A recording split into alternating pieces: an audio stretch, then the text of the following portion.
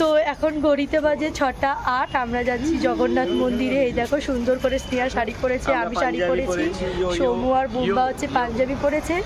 অন্ধকার হয়েই আসছে। আমরা টোটো বুক করেছি এখান থেকে, পার টোটো 100 টাকা করে। ঠিক আছে, আমরা টোটো করে যাচ্ছি। আর আমরা গিয়ে কথা বলছি নতুন জগন্নাথ মন্দির। জয় জগন্নাথ, জয় জগন্নাথ। ঘড়িতে বাজে এখন পাক্কা 6:30। প্রচুর ভিড়, মানে প্রচুর ভিড়।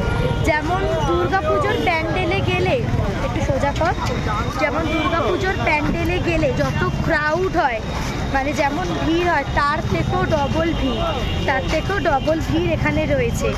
তো আমরা চেষ্টা করছি ঢোকার, যেহেতু 8টা অবধি মন্দির খোলা থাকে, আমাদের একটু দেরি হয়ে গেল আসতে। তো দেখা যাক কি হয়, ভিড়টা দেখা চেষ্টা করি।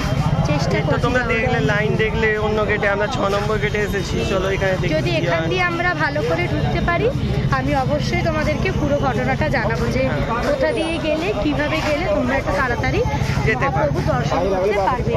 ইচ্ছা তো আছে আজকে দেখবই, একান্তই যদি আজকে না হয়ে ওঠে তাহলে কালকে অবশ্যই আমরা আসবো আর একটু তাড়াতাড়ি, যাতে দর্শনটা করতে পারি। দেখা যাক কি হয় আজকে। চলো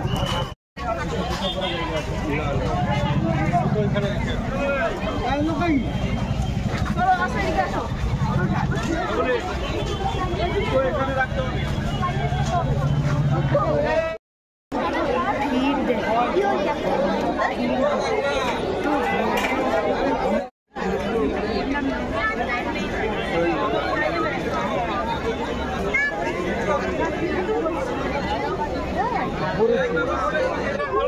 চলে এসেছি জগন্নাথ মন্দির।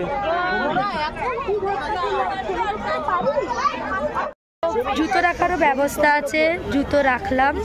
এখন ঘড়িতে বাজে 6:48। মারাত্মক ভিড়, কিন্তু খুব বেশিক্ষণ দাঁড়াতে হয়নি।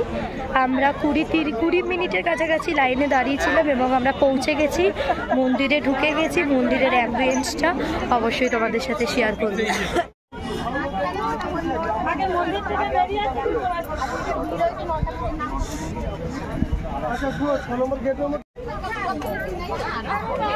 আর কি হবে রক তিনটি এখন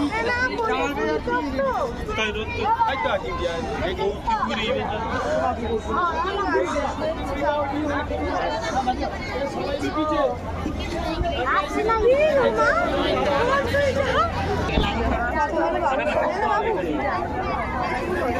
হ্যালো, সবাই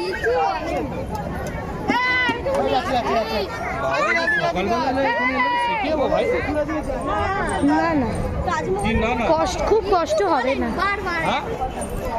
কি বল, এটার কথা বলছি। না না, আমি পেলাম না তো, আমরা ধোয়ার তো কিছু অপশন বলে না রে, নিয়মই ঢোকার সময় ঢুকতেই হবে। এখানে তো অপশনই পেলাম না। লোক দেখাতে করেছে এটা।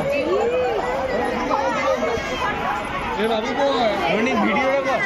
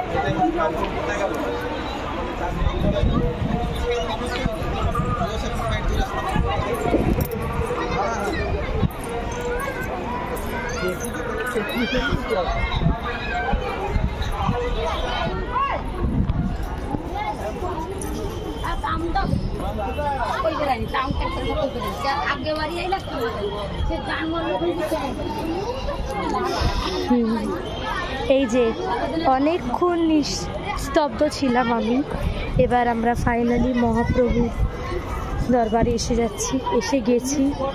এই যে মহাপ্রভুর ধ্বজা, যেটা কিনা স্টেশন থেকে আমরা দেখছিলাম।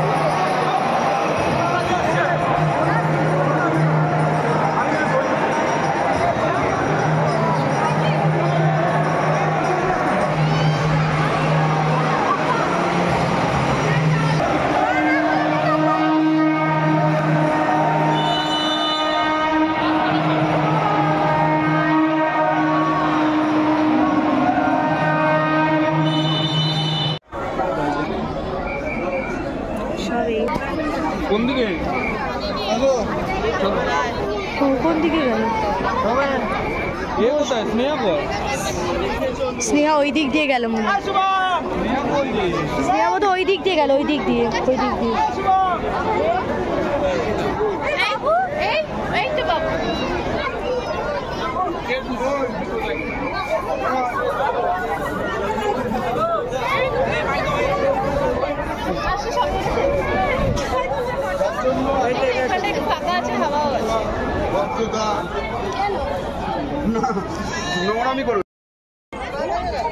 বাবু কই? ভিড়টা দেখে নাও গাইস। বেরো দিক দিয়ে।